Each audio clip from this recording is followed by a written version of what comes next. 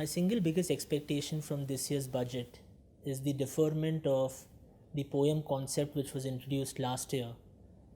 And I say this for two or three different reasons. Number one, poem, just like the general anti avoidance rules, it is an anti abuse measure as the government has put it.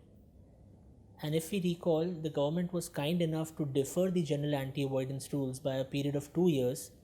to at least 2017 to bring it in line with the global BEPS initiative, which of course India is an active member of. Therefore, if GAR is deferred, I see no reason why poem should be brought in advance of that initiative, as I said.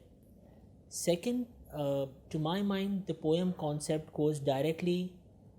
against and contrary to the Skill India campaign or initiative of the government,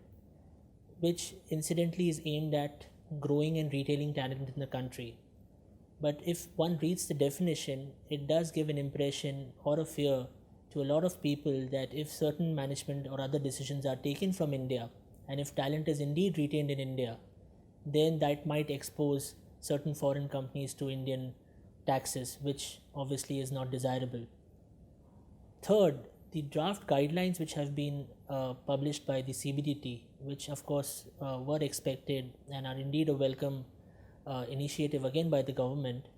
while the guidelines do clarify a lot of aspects regarding the tests, etc., the thresholds, turnover criterion, and the like, to determine whether a foreign company is regarded as a tax resident of India or not. But equally, the guidelines are open enough to admit that they are going to be looked at over a period of time, and that no one test is going to be regarded as a single determinative test. So with that in mind, at the very least, what I would expect in this year's budget, if not deferment, at least a significant amount of clarity should be brought into these guidelines, so that the subjectivity element of this definition is taken away with, and the investor and other communities' fears are allayed.